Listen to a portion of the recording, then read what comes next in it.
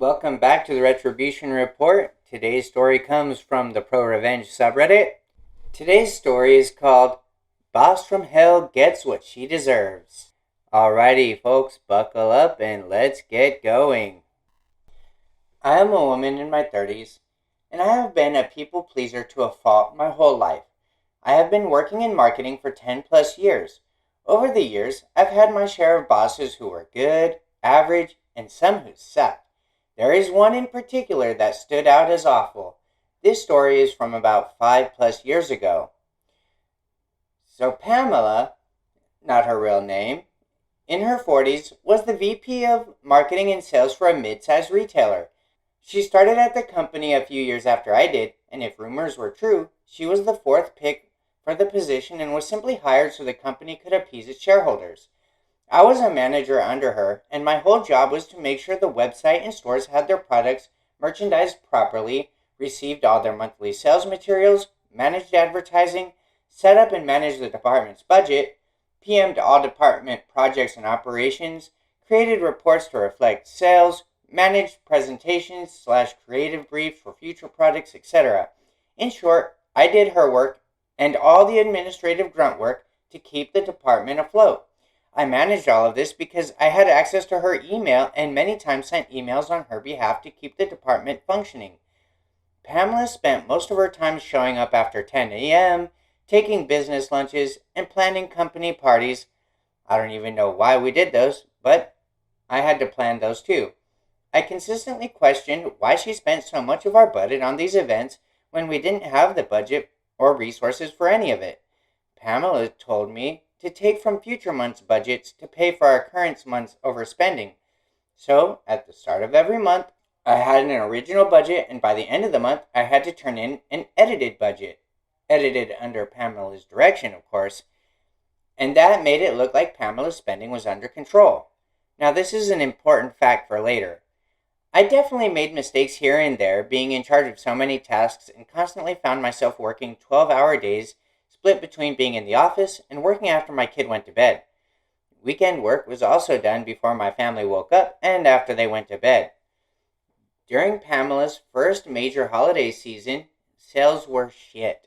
Pamela kept changing her mind on the visuals for the stores, kept bringing on new advertising and PR agencies to quote-unquote bring in sales.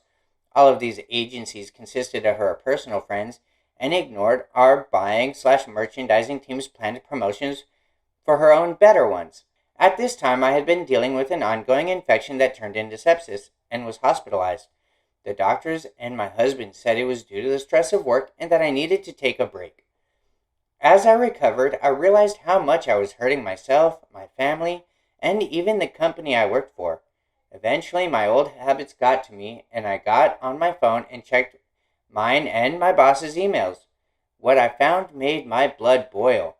First, I got a lovely bouquet of flowers from upper management wishing me well, and I knew that Pamela organized the delivery because she sent me her favorite flowers. I went to her inbox to put the receipt in the correct folder to send it to accounting when I got back. At the top of her inbox from the past 3 days were emails clearly not related to business. What I found in her emails was Pamela emailing her personal friends griping on how I can't just shake off sepsis and get back to work. She also complained that she couldn't find any of my notes, spreadsheets, or documents for any of the work she was technically in charge of. And of course, they were in our shared drive labeled very clearly. Finally, I found an email where she sent a friend from a previous company asking for advice on how to bring in sales to save her job. In this long thread, this old colleague asked if there was anyone managing most of the work, and of course, Pamela said I was. This colleague explained that it clearly was my mismanagement that was causing issues and that I could be blamed if sales didn't pull through by the end of the season. Pamela mentioned that I was in the hospital and repeated comments from her other email thread. This person said that she couldn't outright fire me because it would seem like retaliation because I needed to take emergency medical leave. But if Pamela could prove I was stealing from the company or misusing company resources, then she would have grounds to have me fired and use me as a scapegoat. Upon my return, Pamela called me into her office and said she was worried I was taking on too much and wanted to take work off my plate. She announced was taking managing the department budget off my plate. She asked me to only drop off a small stack of invoices to accounting. Accordingly, Pamela told me under no circumstances was I allowed to talk to accounting about anything regarding budgets. Also, if I had any concerns about the department or workload, I wasn't allowed to go to HR. I had to discuss it directly with Pamela. Oh yeah, I could see where this was going. Unfortunately for Pamela, I had built a rapport with Lois, let's call her Lois, who was our main accountant. Lois always said that she would do anything in her power to help me should I ask. Knowing this, I grabbed a stack of invoices off Pamela's desk to give to accounting. I also added the email threads I read while I was in the hospital, and the current unedited budget that Pamela hadn't touched yet for the month.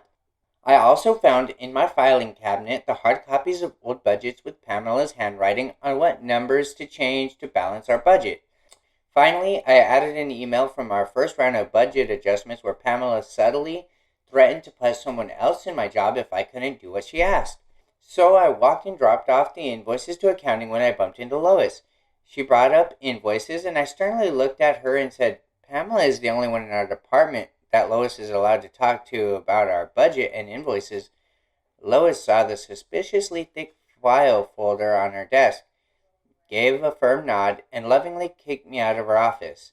Within the week, Pamela was fired. From what I understand, she has been continually job hopping for the past few years. The CEO and HR brought me in to personally apologize for everything I went through and gave me a paid 1-week vacation to take at my discretion. Given other issues with this business, I ended up leaving another year later. Which brings me to today. I am once again a manager for sales and marketing. I have a wonderful boss we'll call Mike in his mid-40s who trusts my business decisions and back me up on practically everything. We are hiring my team for me to solely manage and direct. Today I looked through the applications and guess who I found? Pamela. Her resume was sitting amongst dozens of others. I stared at her name, wondering how many other people share her name. Upon review, yep, it's her. She definitely fell down the corporate ladder, with VP of our old company being the highest title she earned. And, to no surprise, she embellished her achievements, claiming the work I managed as her own, and claimed she generated 87% sales growth during the holiday season at her previous company.